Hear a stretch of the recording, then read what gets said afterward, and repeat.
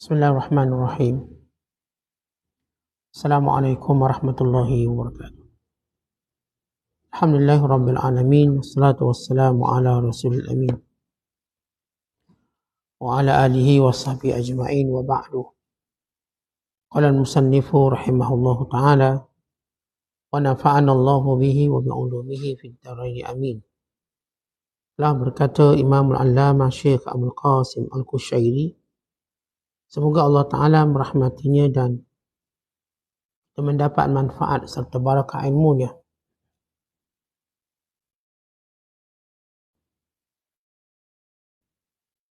Ibrahim Al-Khawwas berkata, saya masuk ke desa di tengah perjalanan saya ditimpa musibah yang cukup berat.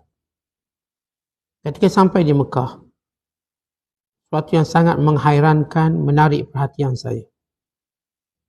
Tiba-tiba seorang laki-laki tua yang sangat lemah muncul di hadapan saya dan memanggil saya, "Wahai Ibrahim, saya memerhatikanmu semenjak engkau memasuki desa. Saya sengaja tidak menyapamu, menegurmu, dan tidak ingin mengganggu kesibukan hatimu. Sekarang saya mengeluarkan rasa was-was dari hatimu."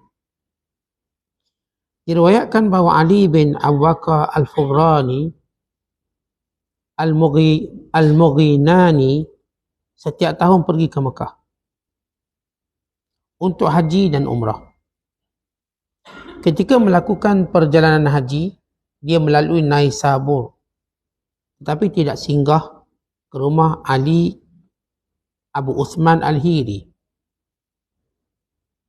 Pada haji berikutnya dia sempat singgah. Dia mengatakan, saya pun masuk ke rumahnya Abu Uthman Al-Hiri dan mengucapkan salam kepadanya. Akan tetapi dia tidak menjawab salam. Saya berkata pada diri saya, seorang Muslim masuk rumahnya lalu mengucapkan salam kepadanya dan dia tidak menjawabnya. Baru saja hatiku berhenti berbisik. Abu Uthman Al-Hiri menyahut, apakah seperti ini seorang yang melakukan ibadat haji sementara ibunya dibiarkan di rumah sendirian? Dia tidak berbakti pada seorang ibu? Saya takut kata-kata itu pasti ditujukan pada saya. Saat itu juga saya pulang ke Furghanah dan menemani, yakni menjaga ibu saya sampailah beliau wafat. Kemudian saya berkunjung lagi ke rumah Abu Uthman Al-Hiri. Beliau menyambut saya dan menemani saya duduk. Saya tinggal bersamanya dalam beberapa waktu sampailah beliau wafat. Khair An-Nassaj berkata, saya sedang duduk di rumah. Tiba-tiba saya dikejutkan oleh bayangan kehadiran Junaid yang muncul di samping pintu. Dia seperti berdiri mematung. Saya segera mematikan bisikan itu dari hati saya. Kejadian itu berulang sampai yang ketiga kalinya. Saya pun akhirnya keluar. Dan ternyata Junaid benar-benar berdiri di samping pintu. Dia menegur saya, "Mengapa tidak kamu keluarkan bisikan hati pada saat bisikan yang pertama? Kenapa kamu tidak keluar ketika mana bisikan yang pertama?" Muhammad bin Husain Al-Bustami berkata, saya masuk ke rumah Abu Uthman Al-Maghribi. Spontan hati saya berbisik, semoga dia menawarkan sesuatu pada saya. Abu Uthman menyahut, tidak akan mencukupi manusia yang saya mengambil sesuatu dari mereka sampai mereka menambah masalahku untuk mereka. Seorang fakir menuturkan pengalamannya. Dia mengatakan, ketika saya di kota Baghdad, saya membayangkan Abdullah Al-Murta'ishi memberi saya wang 15 dirham untuk membeli sebuah bejana, sebuah bekas dan sepasang kasut atau slipper. Saya pun masuk perkampungan dan menginap di suatu penginapan. Tiba-tiba pintu rumah saya diketuk seseorang. Saya segera membukanya. Abdullah berdiri depan pintu dan saya terkejut memandangnya. Angin berhembus halus menyertai kehadirannya masuk ke dalam dan menerpa badan saya. Dia mengatakan, ambillah kantung ini, yakni bekas ini. Wahai Tuhan, saya tidak menginginkannya. Mengapa engkau menyeksa?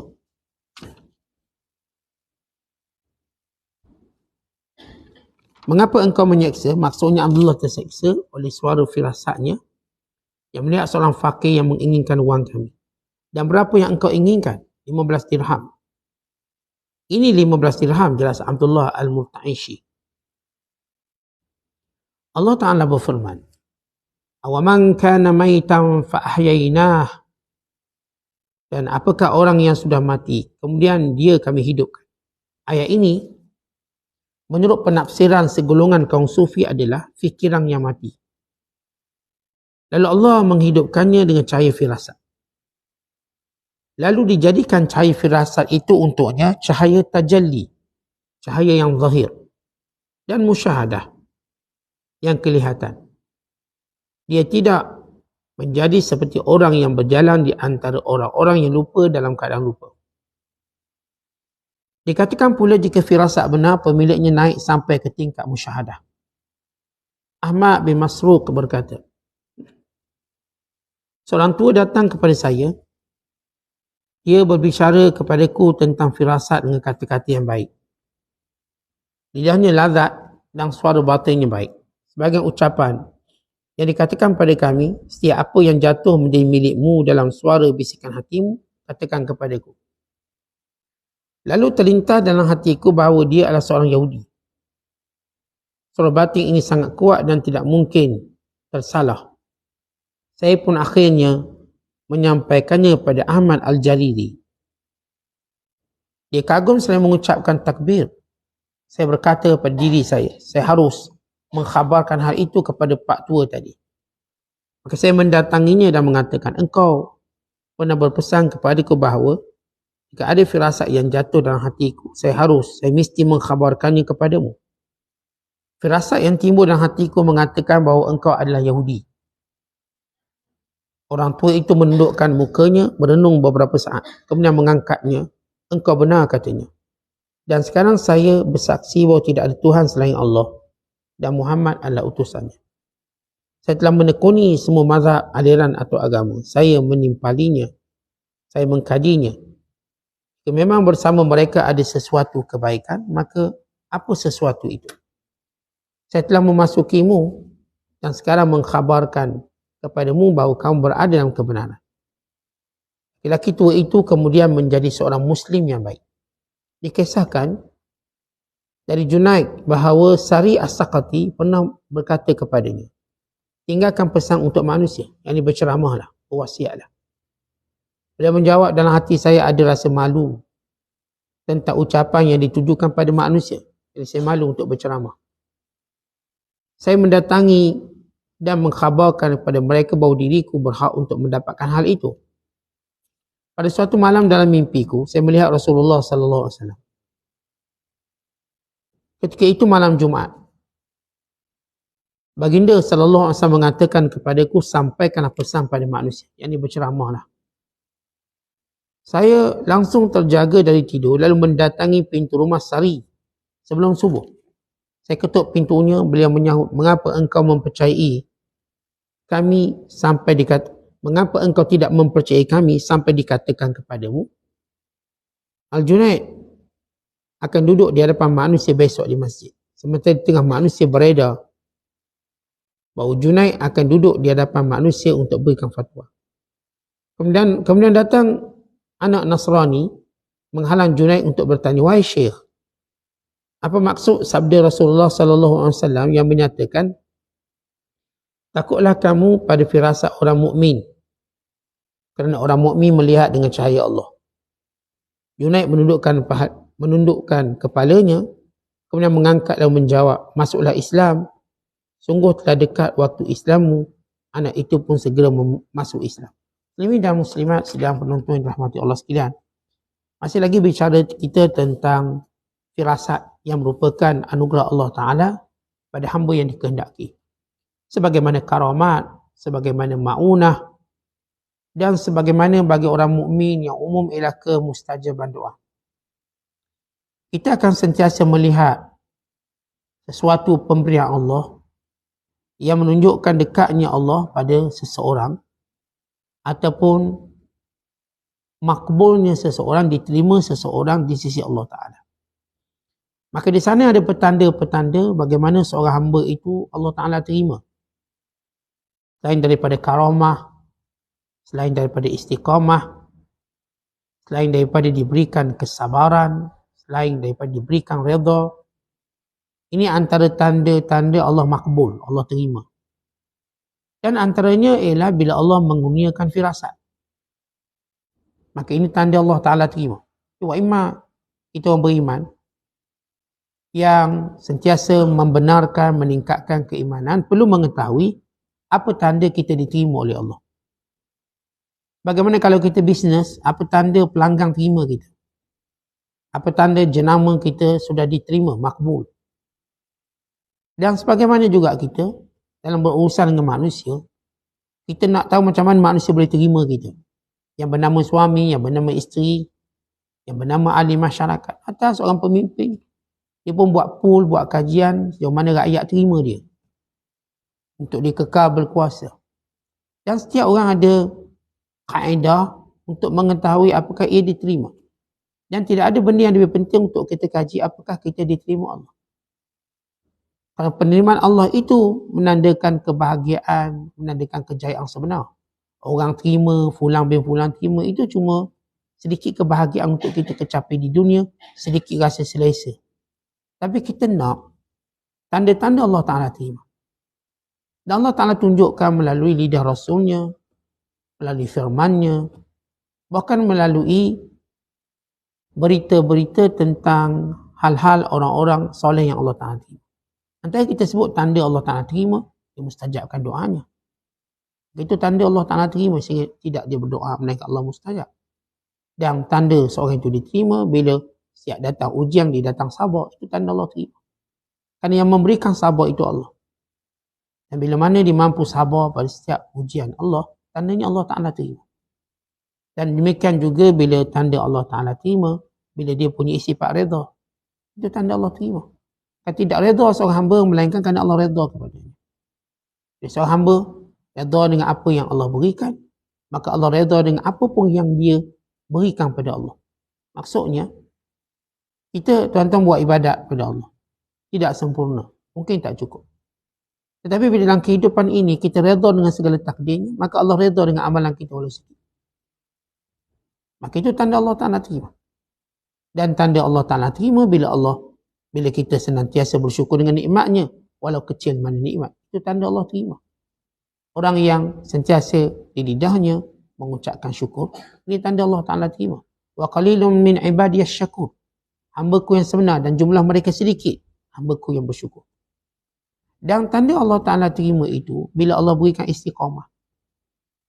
Dan siapa dia istiqamah dalam suatu kebaikan, ketaatan, itu tanda Allah Ta'ala terima. Maka hendaklah dia bergembira. Kerana Allah berikan dia istiqamah. Kerana istiqamah ini bukan kerja sehari dua.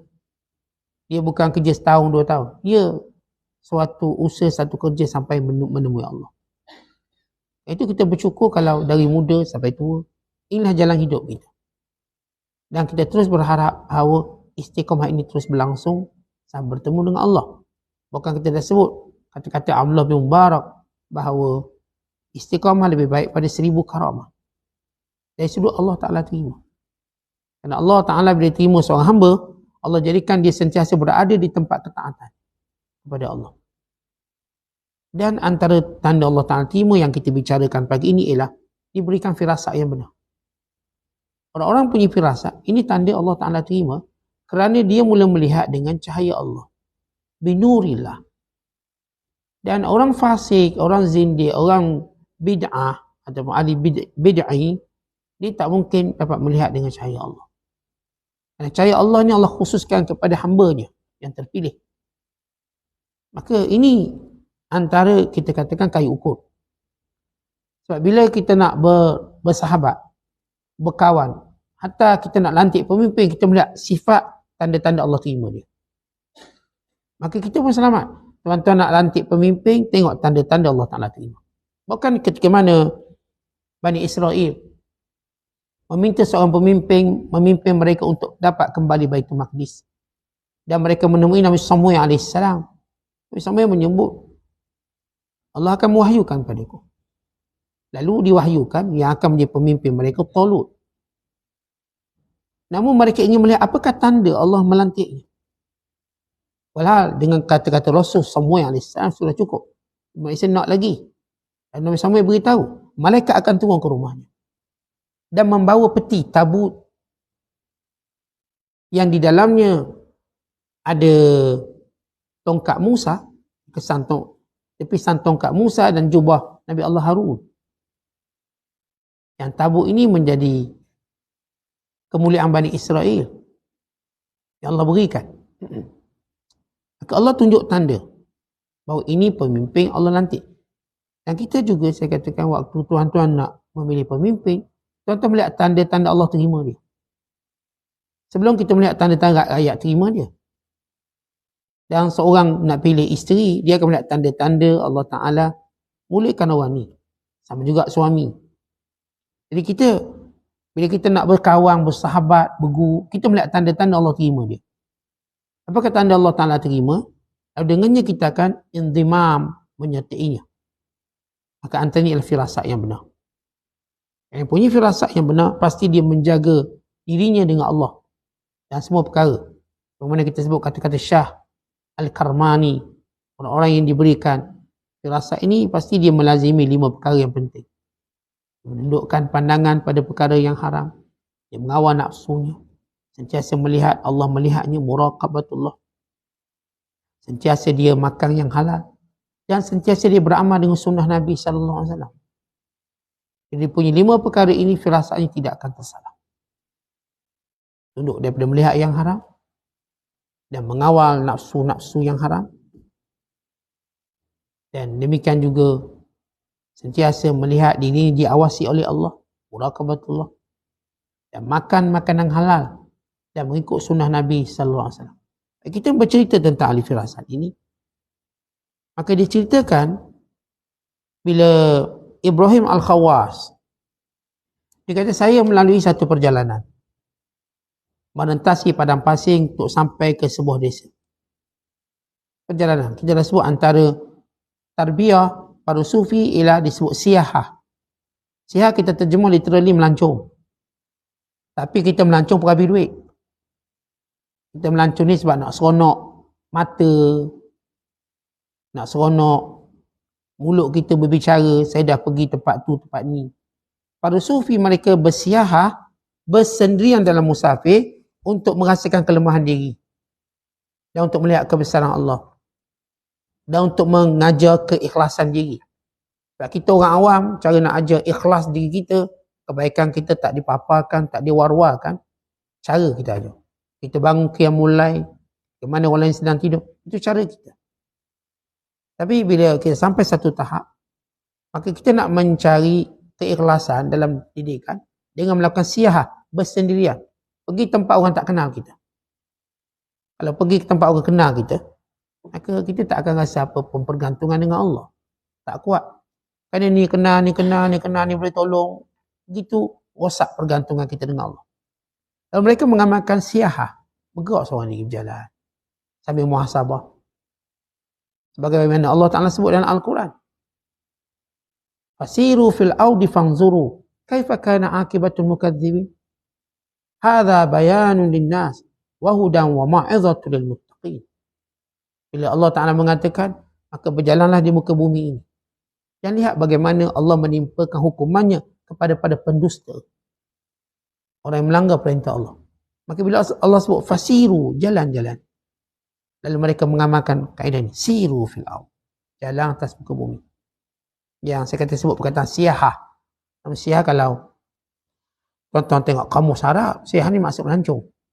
Turis, dia nampak macam. Tapi ini pelancongan lain. Pelancongan membawa hati dan jiwa untuk mendekati Allah. Bukan pelancongan membawa syahwat dan nafsu untuk berseronok. Bagaimana kebanyakan kita. Ya, kita tak kata salah, kita cuma nak sebut beza. Dan supaya kita menokok tambah kebaikan dalam melancong. Kalau tuan-tuan nak pergi melancong, ya nilai keimanan itu muncul. Selain daripada saya kata ada syahwat, keinginan kita untuk mengenali satu tempat. Tapi biar membangkitkan semangat beragama lebih kuat. Dengan cara tersebut, bertambah iman kita. Jadi ketika dia jalan, dia tak perasan. Ada seorang tua yang bersama dalam perjalanannya tanpa disedari. Dia berjalan sampai perjalanan tu jauh, maka menyukarkannya sebelum dia dapat masuk desa. Desa dah okey. Lalu kata orang tua ni, kata Ibrahim Khawas, aku melalui satu perjalanan yang membenakkan. Tapi ada lebih yang menghairankan aku. Bila ada seorang lelaki berkata, wahai Ibrahim, aku menyaksikan betapa sukarnya kamu dalam perjalanan. Aku nampak. Dan aku tahu kamu sedang berfikir sesuatu. Dan aku tidak mau mengganggumu dan tidak mau menegurmu. Sehinggalah sampai ke desa kampung ini. Supaya aku nak keluarkan was-was kalau ada dalam hatimu. Artinya di sini lelaki yang soleh ini yang tak dikenali. Atau ramai lelaki-lelaki soleh yang kita tak kenali. Ini dinamakan sebagai mastur. Mastur artinya tertutup. Orang tak kenal. Golongan mastur ini, dia ada beberapa kategori mereka. Yang kita bicarakan ialah orang-orang yang tertutup. Kebaikan mereka tidak diketahui. Keilmuan mereka tidak diketahui. Melainkan orang khusus. Sebab orang awam, dia menilai ilmu dengan cara yang berbeza. Kita orang awam tuan-tuan, kita nilai ilmu, orang tu banyak ceramah, kita rasa orang alim. Tapi orang alim dalam menilai ilmu lain. Dia tak akan melihat orang yang banyak ceramah tu paling banyak ilmu. Kadang-kadang dia lihat orang yang banyak diam tu banyak. Kadang-kadang. Kerana mereka tak mau expose diri mereka. Bagaimana kita baca kisah Fudhi bin Iyad, Ibrahim bin Adham. Kita baca kisah Daud At-Ta'i. Ini orang alim besar, tapi tak mau bercakap tentang ilmu. Kerana tidak mau bersaing dengan orang zaman dengannya, supaya tak timbul rasa riak dan sombong. Kerana mereka beranggapan sudah ada orang alim. Kami akan mendiamkan diri kami. Ia persis apa yang disebut yang dilakukan oleh Luqmanul Hakim. Luqmanul Hakim, ketika mana dia tengok tak ada orang yang mampu untuk menyelesaikan masalah, menjawab persoalan, maka dia sibuk ke arah itu. Tapi bila Nabi Allah Daud diutuskan oleh Allah, didiamkan diri. Maka cukuplah Daud hujah manusia, cukup. Dia tak sailang Nabi Allah Daud. Sebab dia tahu kedudukan Daud AS. Dan dia rasa dia rehat. Sebagian para sahabat, mereka tidak mahu keluarkan fatwa kalau ada orang alim pada mereka. Cukup orang. Mereka bukan nak bersaing. Kerana ini amanah. Ini Abu Musa Asy'ari berkata, kalau Zaid bin Sabit ini ada, jangan tanya aku. Cukuplah dia soalan kamu. Kerana Abu Musa Asy'ari memperakui keilmuan Zaid bin Sabit radhiyallahu taala anhu, sahabat yang dalam kategori ulama. Sedangkan Abu Musa juga ulama. Tapi dia tahu siapa yang lebih alim. Dia. Sehingga dia tidak akan berfatwa kalau ada orang ni. Kerana orang ni lebih layak memberi fatwa. Aulah. Lihat mereka melihat ilmu itu amanah, bukan saingan, bukan nak tunjuk siapa pandai. Ia berlainan dengan sebahagian kita pada zaman ini. Berarti ini golongan mastur. Mereka bukan golongan nak bersaing. Jadi mereka golongan yang nak menyampaikan kebaikan. Maka ini orang tua ni mastur. Dia berkata kepada Ibrahim Khawas, aku tengok kamu. Aku lihat kerungsingan kamu. Kemana kamu melakukan perjalanan. Tanpa orang ni sedar. Dan ni tahu pula awak sedang berfikir sesuatu yang merungsingkan. Ini antara tanda firasat. Dan kisah yang kedua, ada seorang ulama namanya Ali bin Abu Bakar Al-Fulghani Al-Mughrinani. Dia selalu menunaikan haji dan umrah. Tahun tu sama ada pergi haji atau pergi umrah. Dan bila dalam perjalanan dia daripada Turkmenistan, daripada Turkistan, dia akan lalu Afghanistan, dia akan lalu Iran. Kawasan Iran yang dia lalu adalah Naisabur. Sana ada seorang ulama. Menjadi satu kebiasaan para alim ulama, kalau mereka melalui satu tempat dan diketahui ada orang alim di situ, mereka akan pergi. Itu panggil abang kawasan kalau orang gangster. Gangster sama gangster masuk tempat, oh dia ada abang kawasan dia. Dia orang kawasan. Dia orang tak langgar. Sebenarnya gangster pun belajar adab ni. Adab masuk kawasan orang. Tuan-tuan, adab yang dia ajar. Bila seorang melalui satu kawasan, pasti ada orang alim tempat tu. Lalu mereka mengambil keberkatan, kemuliaan, mengunjung orang tempat tersebut. Ini ialah adab salafus salih. Para ulama salafus salih sejak dulu, kalau mereka pergi satu kawasan, mereka kata siapa orang alim, orang soleh di situ, melainkan mereka akan tinggal, mereka akan tersinggah, ziarah untuk mendapatkan kebaikan. Kalau ziarah ni dua, sama ada mereka ziarah secara tidak rasmi, itu hadir dan majlis ilmu ulama itu, atau secara rasmi mereka akan pergi ke rumah. Maka Al-Farghani ini ataupun Al-Maghinani, lalu naik sabuk dia tak singgah rumah Abu Osman Al-Hiri. Tapi tahun tu dia rasa nak singgah lah. Bila mana disinggah, dia pun ucap salam, Assalamualaikum. Lalu Abu Osman tak jawab. Lalu kata ulama ini, itu Ali bin Abu Bakar Al-Farghani, orang Islam beri salam takkanlah tak jawab. Kan dia tak tahu salam tu wajib jawab. Sebaliknya Abu Osman Al-Hiri berkata padanya, apa hukum orang yang pergi haji lalu meninggalkan ibunya sendirian tanpa jagaan? Apakah hukumnya? Ditanya apa hukum, bukan masuk. Dia nak tahu hukum. Artinya, buruknya hukum bagi orang yang menunaikan ibadat haji dengan meninggalkan kebaktian pada ibunya seorang diri. Lalu Al-Farghani, dia tahu itu teguran untuknya. Maka dia cepat-cepat pulang ke Farghanah untuk dia kembali menjaga, menyantuni ibunya sehingga ibunya wafat baru dia pergi haji. Dan di sini ada fiqh yang banyak untuk kita faham. Sebab para ulama dalam tindakan mereka mesti ada kepahaman agama. Ini Imam Abu Osman Al-Hiri, kenapa dia tak jawab salam? Jadi kalau kita belajar dalam bab salam, ada salam sunat kita beri, ada salam makruh kita beri. Makruh kita beri salam, dia tak sunat. Dan bila jawab salam juga, ada keadaan wajib jawab salam, ada keadaan sunat jawab salam, ada keadaan makruh jawab salam, ada keadaan haram jawab salam, atau boleh membatalkan solat. Tuan-tuan tengah solat, orang bagi salam, Assalamualaikum, tuan-tuan jawab, Waalaikumsalam, batal solat. Melainkan orang tu tak tahu. Dia tak tahu hukum tu. Tak tahu hukum. Dia tahu, saat tadi saya tengah sembahyang, orang bagi salam, saya Waalaikumsalam. Dah biasa. Tapi saya tak tahu hukumnya. Kejawapannya batal solat, kau tahu hukum, tak tahu, tak apalah. Tapi kalau dijawab Waalaikumsalam, tak apa. Sebab Alaikum berarti dia bercakap. Kata kum, kamu. Dan para ulama menyusun keadaan di mana kita tak sunat beri salam. Dan bila tak sunat beri salam, maka tak wajib jawab salam. Tak wajib. Asas. Pertama kita tahu hukum umum beri salam ni sunat. Dan sebaik-baik orang yang mulakan salam. Dan hukum umum bagi setiap salam itu wajib jawab. Itu hukum umum. Tapi kita kena tahu juga keadaan di mana tak sunat kita beri salam. Pertama, ketika mana orang sedang berwuduk, jangan diberi salam. Sebab dia sibuk berwuduk. Maka tak sunat beri salam.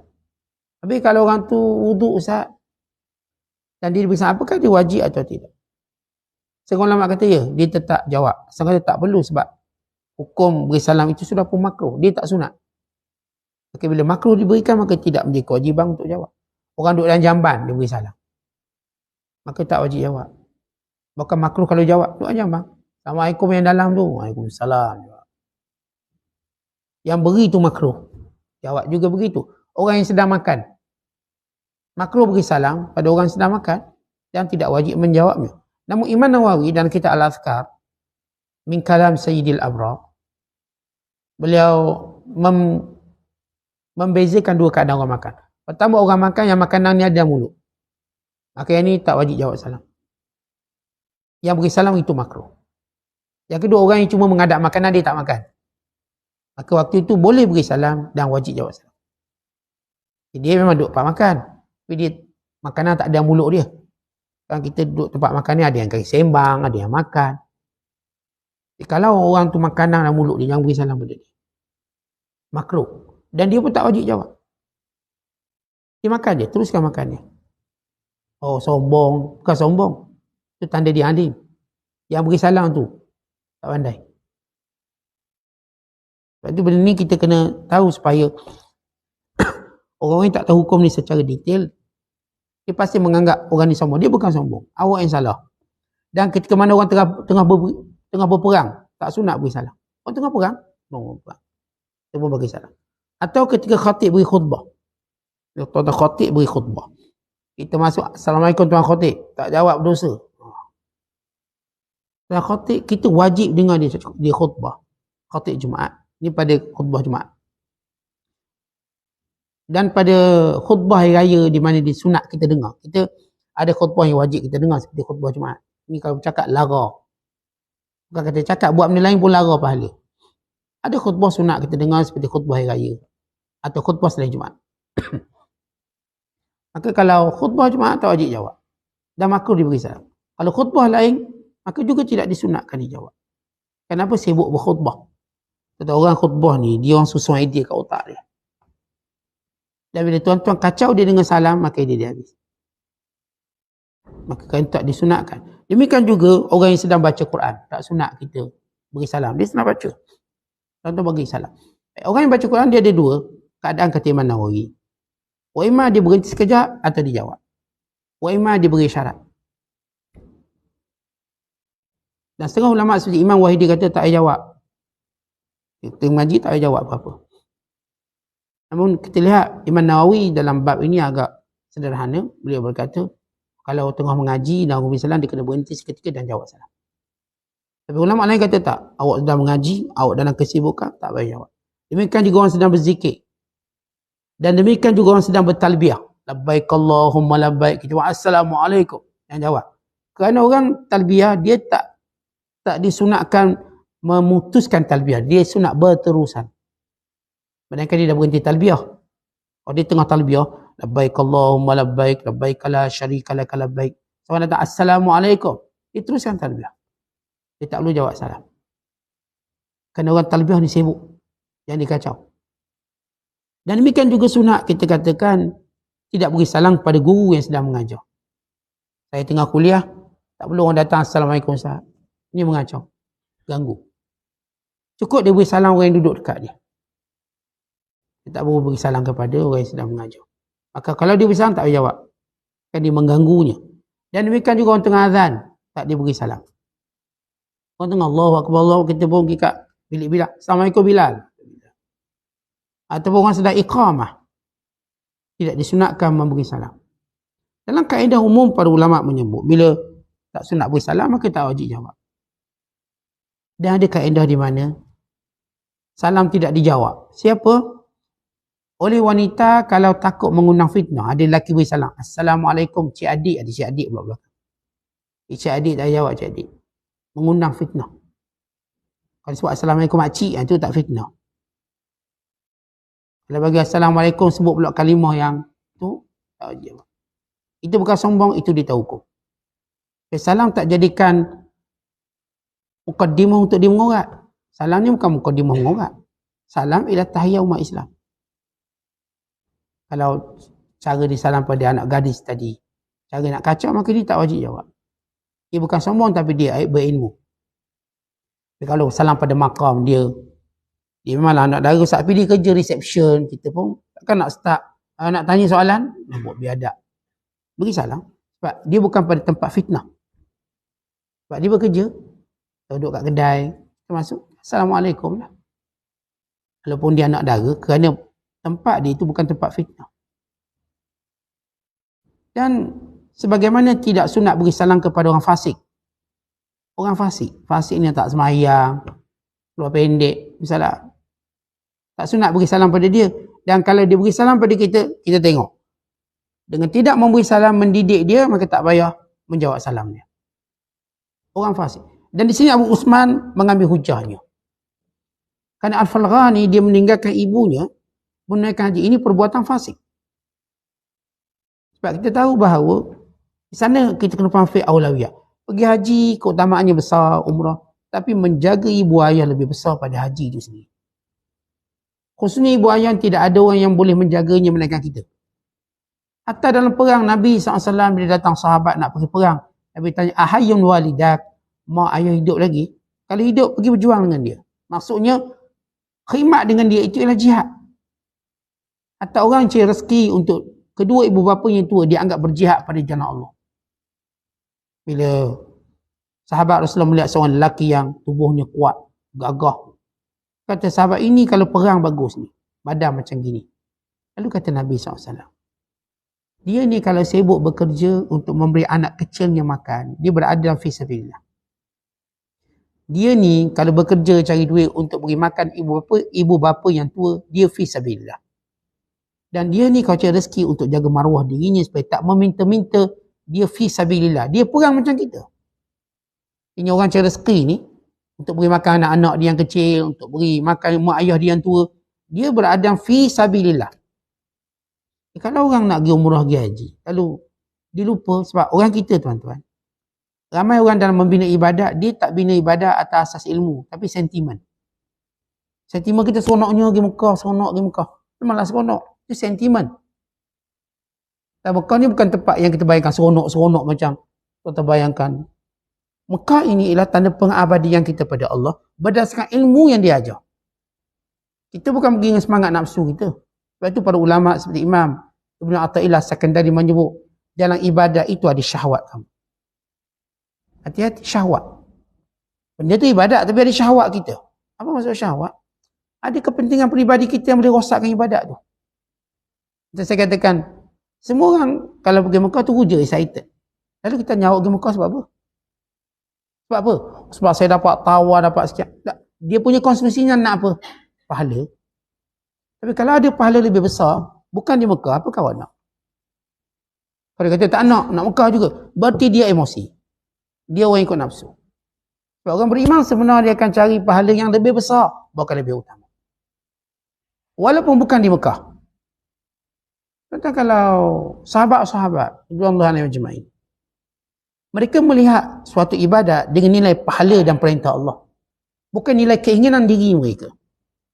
Akhirnya kita lihat bagaimana para sahabat sibuk berperang, dan sebahagian sahabat mati di luar Mekah dan Madinah walaupun mereka asal Mekah dan Madinah. Kita ni Ustaz nak duduk Madinah, Ustaz nak duduk Mekah. Baik, kena faham aulawiyat. Sejauh mana kita aula untuk duduk di sana? Sejauh mana? Ada kalangan para ulama, mereka tak fikir untuk duduk di sana. Kerana mereka tahu aula, keutamaan mereka duduk di tempat ini mentarbiah, mendidik.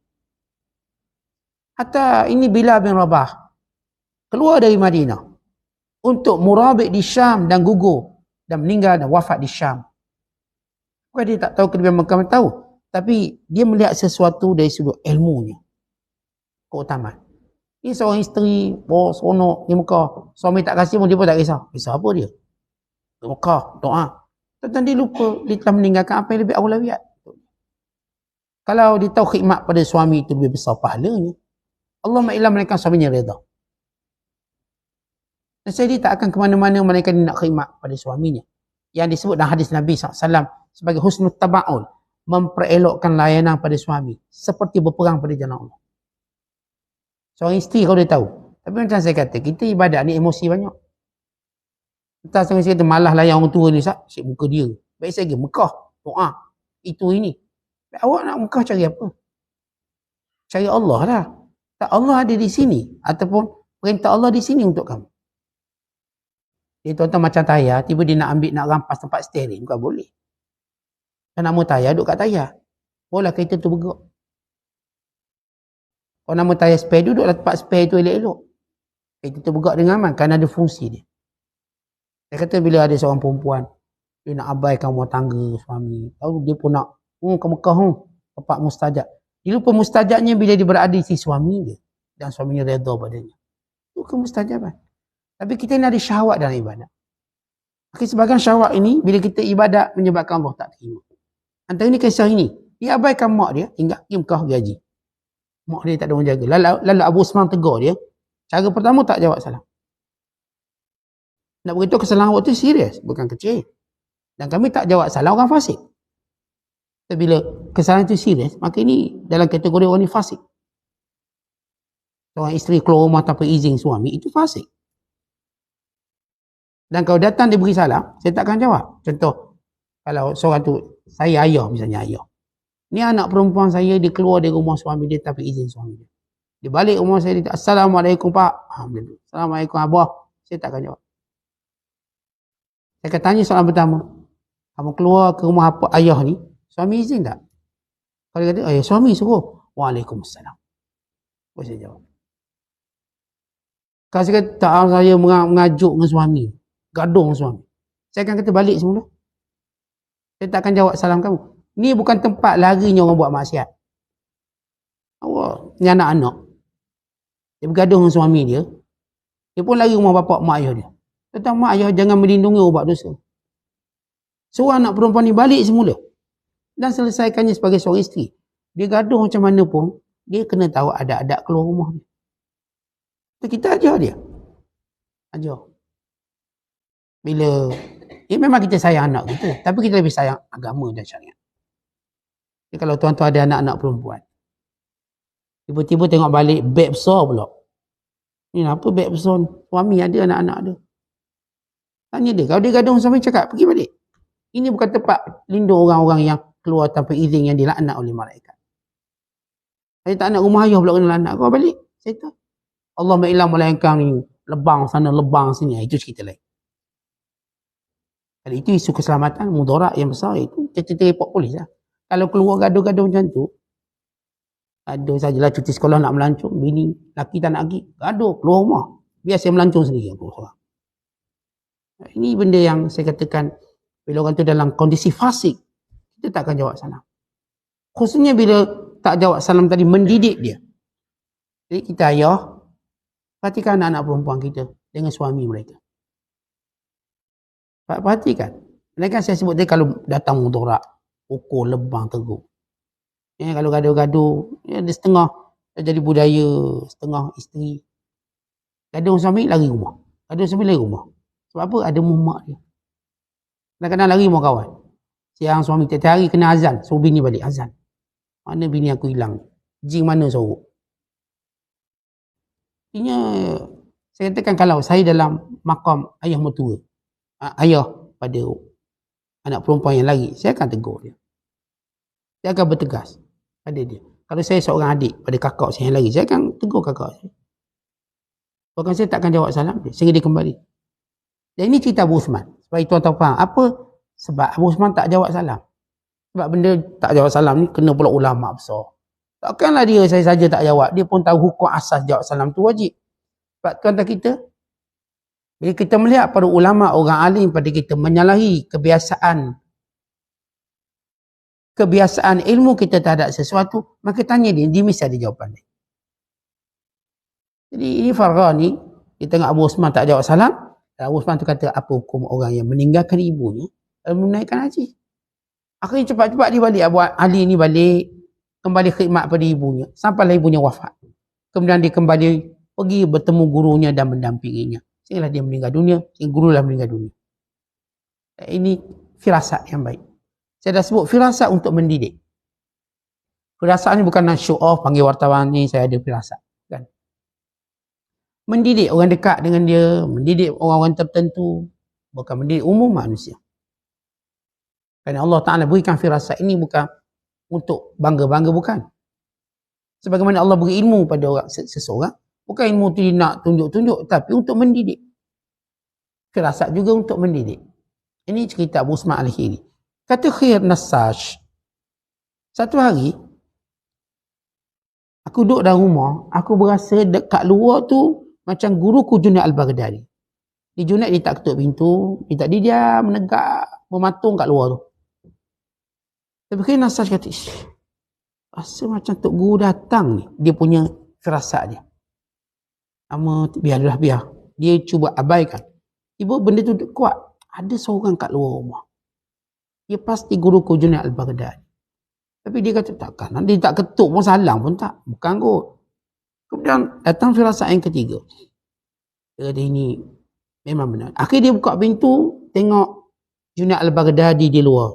Lalu kata Junaid, kenapa waktu firasat pertama kamu tak keluar terus? Sampai aku kena tunggu 3 kali firasat kamu.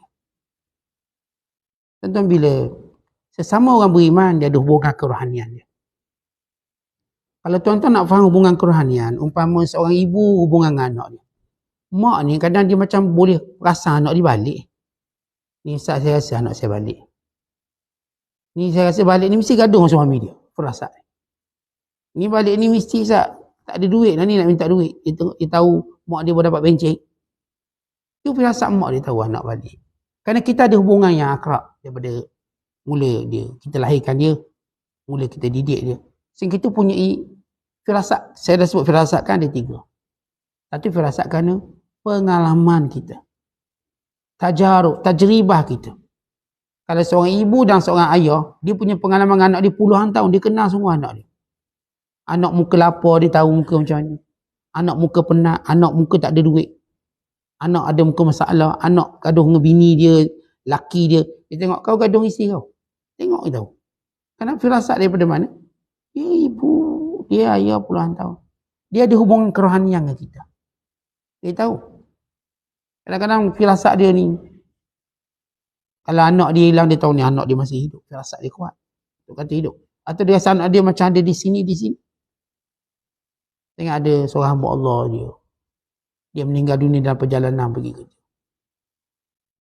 Seorang yang hampir dengan dia punya kuat firasat atau dia punya kuat hubungan sehingga dia memimpi. Dan orang tu beritahu dalam mimpi bahawa dia dah mati. Cuma cari mayat dia je. Dia dah mati. Kata ini hubungan kerohaniannya. Macam kita lah tuan-tuan sayang seseorang. Tuan-tuan kuat hubungan, tuan-tuan akan bermimpi jumpa dia. Tuan-tuan akan bermimpi kan tuan-tuan ada hubungan kerohanian yang kuat dengan dia. Maka demikian juga seorang murid guru, dia ada hubungan kerohanian dia. Sehingga dia dapat mengetahui secara firasat dia. Ini kisah Khair Nassaj. Kata, Tok Guru aku datang ke rumah. Dan Junaid Baghdadi juga nak uji firasat dia. Supaya tahu bagaimana bermuamalah dengan firasat. Dia dah firasat ni Junaid kat luar ni. Ganggu, tak ada salam ni. Tak ketuk. Datang firasat kedua. Memang ada orang kat luar ni. Ini pasti guruku Junaid Al-Baghdadi. Dan dia kata, tak ada salam, tak ada ketuk-ketuk. Sehingga kali ketiga, dia terus buka dan benar Junaid Baghdadi luar. Junaid menegurnya. Kenapa waktu firasat pertama kamu tak keluar? Ini bagaimana mereka dididik dengan firasat-firasat yang baik. Tentu sampai, tentu macam ni. Bila kita sebut antara, kita kena tahu apa faedah firasat-firasat ini. Antaranya kalau dia seorang anak, dia akan lebih berbakti pada ibu ayahnya dengan firasat tersebut. Kalau dia seorang murid, maka dengan firasat yang Allah beri pada dia, dia akan lebih berbakti pada gurunya. Dia orang lain dia berbakti pada guru, cara umum tunggu guru suruh, tunggu buat ni. Ada orang yang Allah beri firasat untuk dia buat sebelum orang dia suruh. Tapi kalau tuan-tuan memang anak soleh sungguh. Ni soleh biasa ni, biasanya kalau mak suruh, mang buang sampah, tangan angkat mulut bunyi. Asyik mang. Tapi dia baik juga ni, soleh. Tapi mulutnya belum soleh lagi. Yang kedua, kalau panggil mang buang sampah, dia pembuang dengan dia. Itu soleh juga. Yang ketiga, mang buang sampah, dia sambil senyum. Dan dia tanya, mak ada lagi sampah lain? Saya buang. Dia minta tugas sebagai. Dengan satu lagi, belum sebut mang, sampah dah buang. Sampah mana? Mang dah buang. Mang ni tak perlu mak dia buka mulut, dia dah tahu apa patut dia buat. Tuan-tuan akan jumpa kategori anak-anak tuan-tuan macam ni lah. Yang derhaka jangan cerita lah. Saya cerita taat, dia label taat. Taat label pertama ni, biasa, dia buat tapi mulut dia bunyi. Buat. Kata ke, mang, ni cuci ni balik. Cuci ni balik, mak nak ajak jalan. Oh, mang sibuk lah. Tengok ada negak kat rumah, balik. Tapi mulut dia bunyi. Dia macam bini kita juga. Bini yang taat. Dia ada kategori dia. Dia kata bini kita. Kita kata pada isteri kita. Yang buat air. Asyik buat air. Asyik buat air. Tengok dua gelas depan kita. Ada air. Mulut tu bunyi. Itu kategori isteri taat yang pertama. Yang taat kedua. Suruh buat air. Ketak muka buat air. Mulut tak bunyi. Kategori ketiga. Dia suruh buat air. Dia siap tanya. Nak makan nak tak sekali? Dia tanya lagi. Dia nak buat lebih. Kategori keempat, tak sempat buka mulut, air dah ada. Baru nak buka mulut, makanan dah ada. Baru nak buka mulut, kena suap dah. Ini kategori soleh luar biasa. Itu cerita khidmat. Ini semua tuan-tuan dipandu oleh firasat dia. Kalau seorang itu Allah nak jadikan dia lebih baik, maka firasatnya akan menjadikan dia bertindak sebelum kena suruh. Buat sebelum disuruh. Kerana firasatnya mula kuat dan melakukan kebaikan. Ini cerita tentang khidmat guru, isteri khidmat pada suami. Dan sebaliknya suami juga sama. Ada jenis suami bini kena suruh dulu. Lepas suruh siap tulis surat permohonan boleh buat. Nampak? Lepas WhatsApp, video call tak jadi-jadi. Ada suami, isteri tak sempat suruh, suami dah buat semua. Itu kategori suami yang berbuat baik pada isteri. Ada kategori kena suruh banyak kali boleh buat. Ada kategori saya tak payah suruh. Dia buat dan dia tahu apa dia patut dia buat. Kita masing-masing ada kategori. Dan kita sentiasa nak berada pada tempat yang lebih baik, lebih baik, lebih baik. Maka yang membantu kita firasat. Firasat membantu kita dalam muamalat. Sebab itu bila kita benar dengan Allah, Allah datangkan firasat sehingga kita bertindak dengan betul sebagaimana dikehendaki. Muhammad Al-Hasan Al-Bustami cerita, saya pergi ke rumah Abu Usman Al-Maghribi. Dalam hati saya berkata, kalau Abu Usman boleh beri sesuatu kat saya. Kalau Abu Usman kata, ni jenis manusia ni semua benda nak aku. Semua benda nak tanya hukum akan aku. Nak bak dunia pun nak minta aku juga dulu. Ya Abu Usman dia faham. Firasat dia. Semua manusia berkehendakkan kepada aku. Tak pernah cukup. Yang aku dah beri ilmu sekian-sekian. Hatta dalam hal dunia pun dia suruh aku juga. Kadang-kadang kita lihat, ni orang awam ni kan dia, bila dia baik dengan tok guru dia. Dia bukan tanya hukum hakam je. Dia tanya semua. Kalau dia tanya hal-hal dunia pun dia tanya sekali. Contoh kalau tuan-tuan jumpa doktor. Tuan-tuan tanya apa? Tuan-tuan akan tanya masalah sekitar kesihatan. Tapi kalau tuan-tuan mula tanya lain, berarti tuan-tuan ni ada mesra doktor. Mesra sangat. Jumpa doktor, tengok kereta baru kat luar berapa harga? Lain pesakit ni. Ini bukan pesakit biasa. Pesakit ini dia ada hubungan akrab dengan doktor. Sebab tu dia sanggup tanya kereta baru doktor tu. Kalau kita pesakit biasa, kita tak berani tanya peribadi dia. Kita cuma, doktor saya sakit demam, minta obat, minta MC. Tapi kalau seorang doktor, seorang pesakit tanya lain-lain, berarti awak ni lebih ni. Ni lebih sudu pada kuah ni. Untuk cuti ni pergi mana doktor? Dia tanya doktor. Cuti ni pergi mana? Kalau dia boleh tanya berarti dia ada hubungan yang istimewa.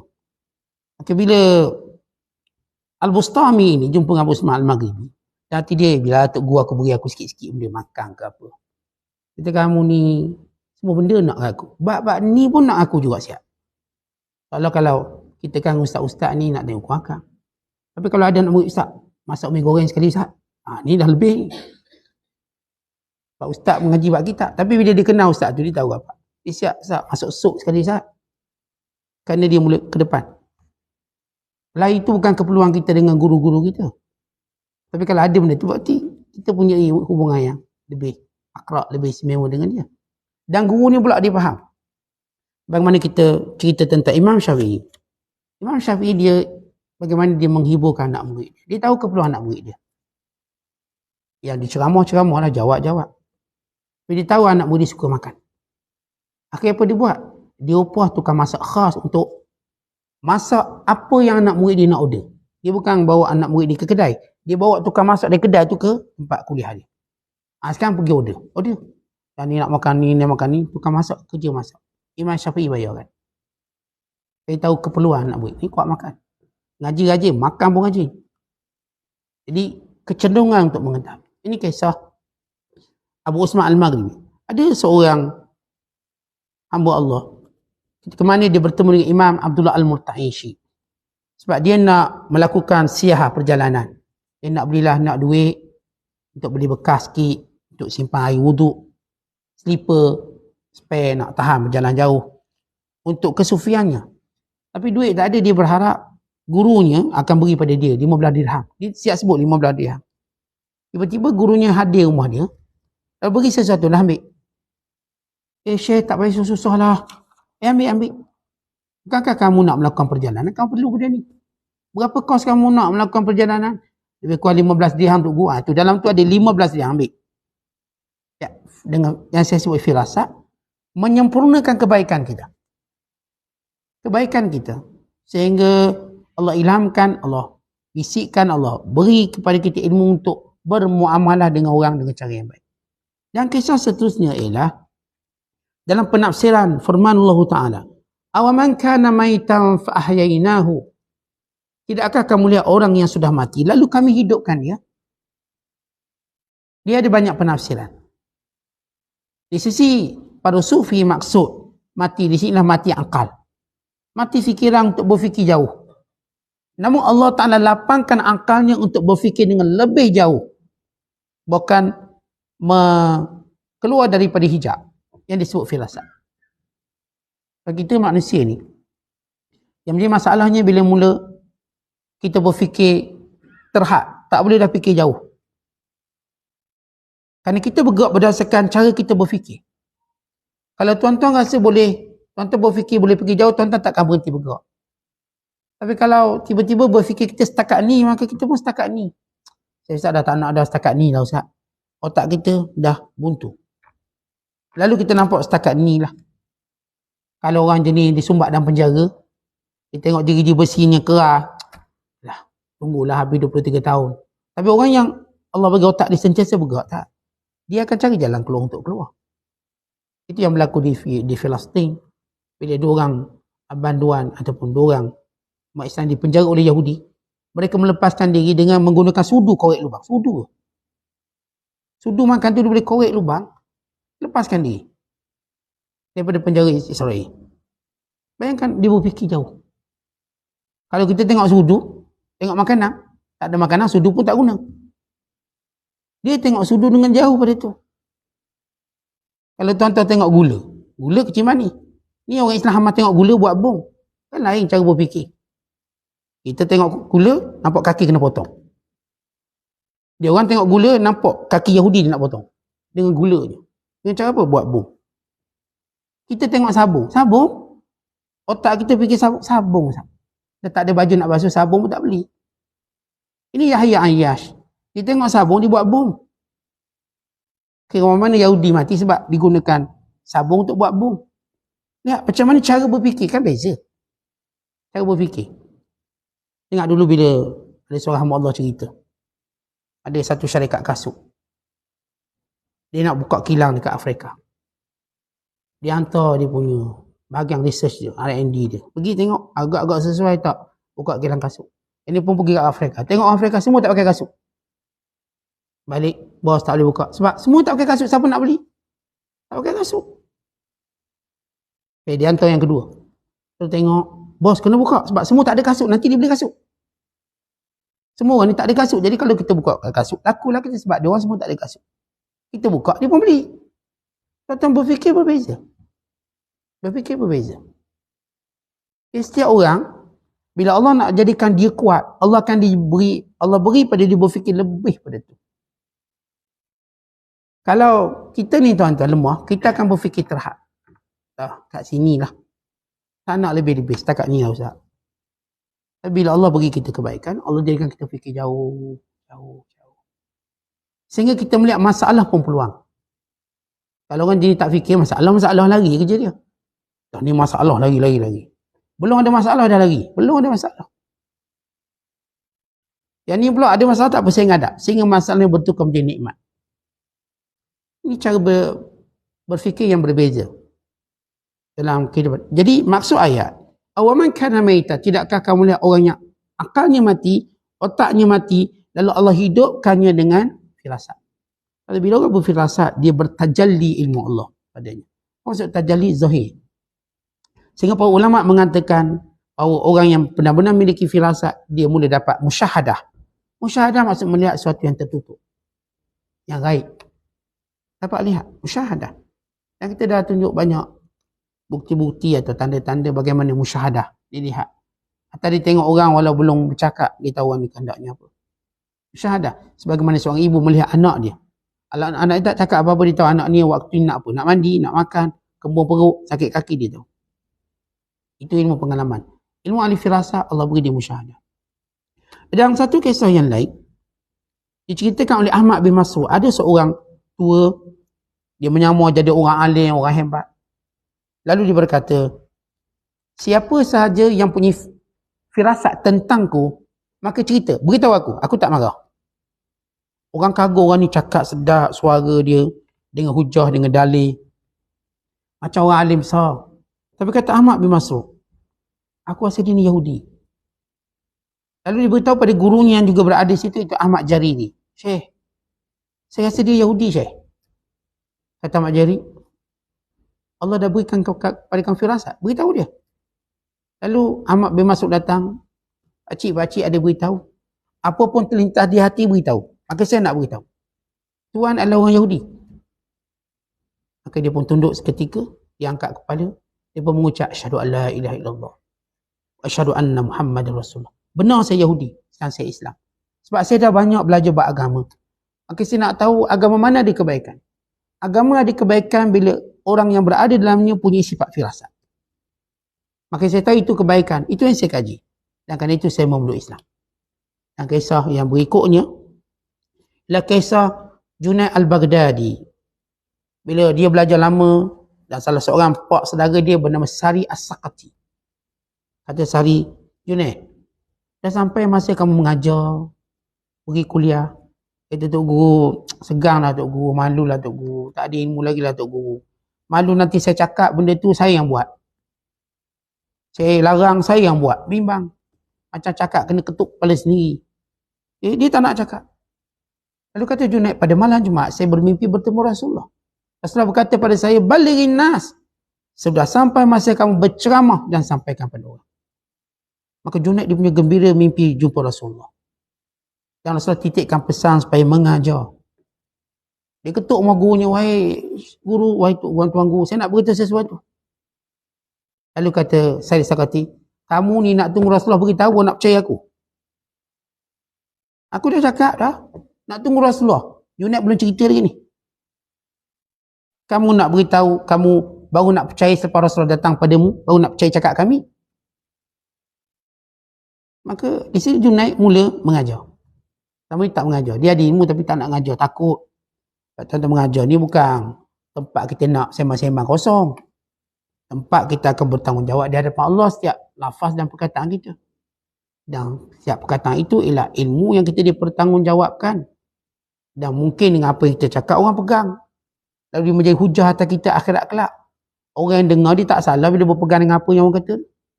Orang cakap tu salah sebab saya duk percaya orang lain. Lalu kalau cakap macam ni, awak hujah saya depan Allah.